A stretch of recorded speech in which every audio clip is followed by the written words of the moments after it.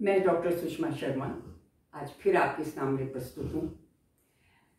अभिवादन और अभिवादन से प्राप्त आशीर्वाद हमारी संस्कृति की एक विशेषता है। आज पाश्चात्य संस्कृति के प्रहार से या फैशन के कारण एक व्यवसायीकरण हो रहा है। हमारी आधुनिक पीढ़ी बहुत सारे डेज मनाने लगी है। Teachers day, friendship day, mothers day, fathers day, दुनिया भर के पता नहीं कौन कौन से डेज मनाए जाते हैं। लेकिन हमारे यहाँ तो एक बात कही गई है, अभिवादन कुलशीलस्य नित्य वृद्धोपसेविनः चत्वारि नित्य वर्धन्ते आयुर्विद्या यशोबलम, कि जो अपने गुरुजन का अभिवादन करते हैं उनके जीवन में चार चीजें हमेशा वृद्धि को प्राप्त करती हैं, आयु, विद्या, यश और बल।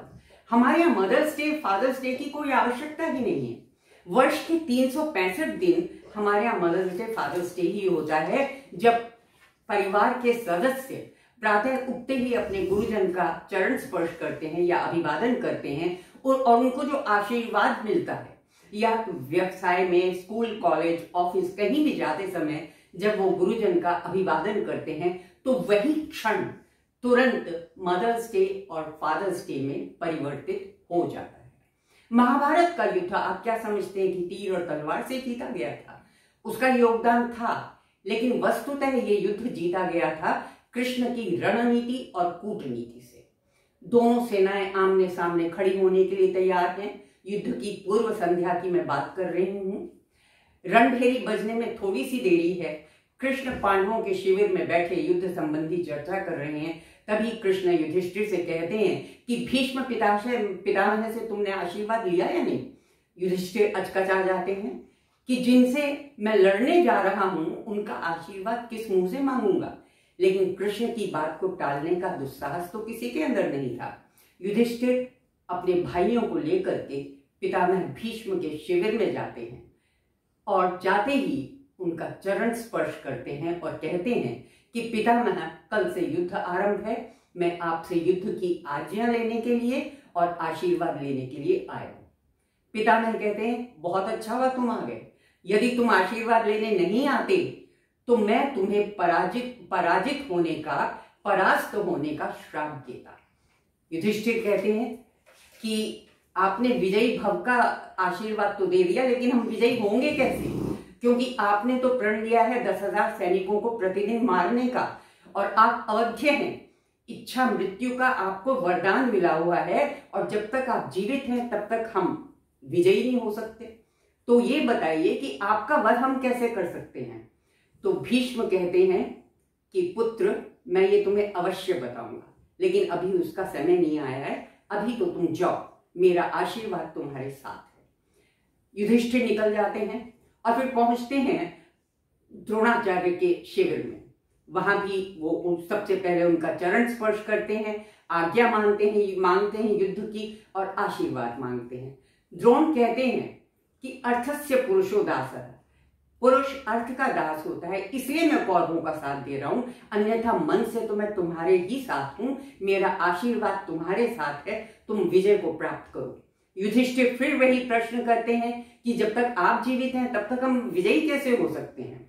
तो युधिष्ठिर के अभिवादन से प्रसन्न होकर के द्रोणाचार्य कहते हैं कि देखो, मैं जब भी संज्ञा विहीन हो जाऊंगा उस समय कोई भी धनुर्धर मेरा वध कर सकता है, और मैं संज्ञा विहीन होऊंगा जब कोई बहुत अप्रिय समाचार मुझे मिलेगा, तब तुम मेरा वध कर सकोगे और विजय को प्राप्त कर सकोगे।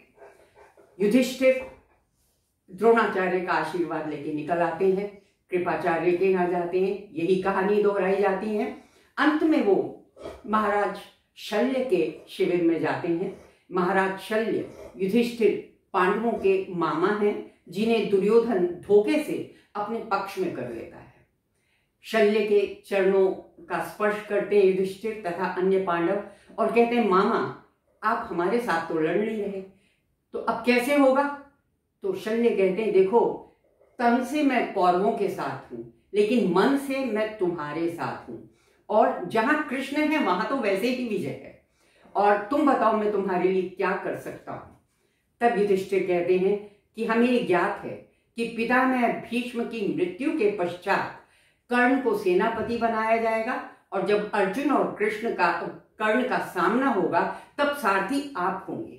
बस मेरा आग्रह आपसे इतना ही है कि उस समय आप हमें प्रोत्साहित करें और कर्ण के उत्साह को इधर उधर कर दें। बस इतनी मेरी प्रार्थना है। शल्य कहते हैं तथास्तु। युधिष्ठिर सबसे आशीर्वाद लेकर के अपने शिविर में वापस लौट आते हैं और ये कहना बिल्कुल अतिशयोक्ति नहीं होगी कि यदि युधिष्ठिर और पांडव अपने अपने गुरुजनों के पास अभिवादन के लिए, आशीर्वाद लेने के लिए नहीं जाते तो संभवतः कृष्ण के होते हुए भी इस विजय को प्राप्त नहीं कर पाते। उनके आशीर्वाद से ही उनकी विजय सुनिश्चित हुई थी। इसलिए गुरुजनों के आशीर्वाद के महत्व को कम मत समझिए। प्रणाम।